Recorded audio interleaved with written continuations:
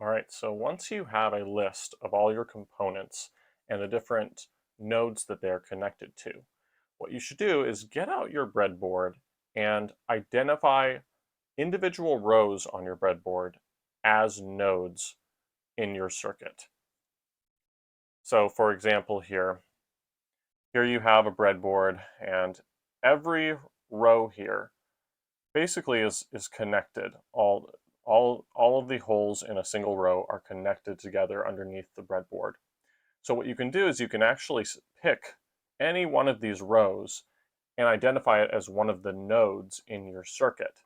And you can use that row to basically make all the connections on that node.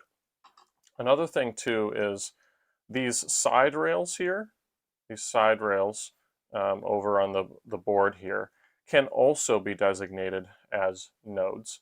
So all the connections here, all the pins here, the holes, are all connected together. In the same way over on this one here, they're all connected along this horizontal direction.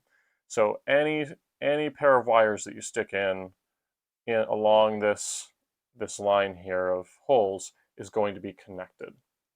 And oftentimes we actually label our power supply nodes, our ground and power supply nodes, as these side rails here, because there's lots of connections there, and oftentimes when you're building a circuit, there's going to be lots of ground and power supply connections.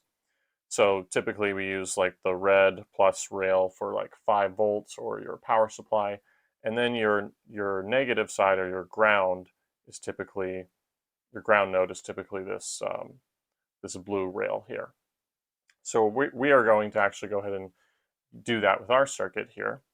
So basically what you'll want to do is just go ahead and identify your nodes as certain rails or rows, and it doesn't matter what order that you or which ones that you choose.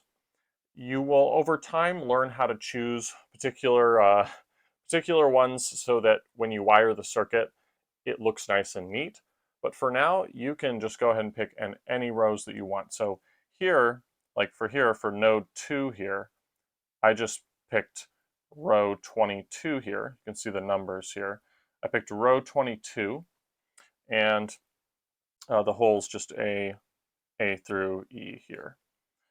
And so I basically make a list of which rows I'm identifying with which node. So you can see, like here, I put node 2 here. Node 2 is row 22 here, and it's A through E. So you can do that with all the other nodes. And for node 1 here, for node 1, that's our 5-volt pin on the Arduino. So I went ahead and made this whole positive side rail as node 1 there.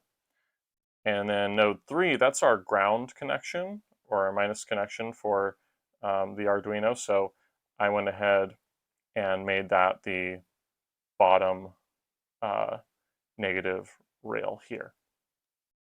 So once you go ahead and you label all of that, this will, I think, really aid you in making all of your connections.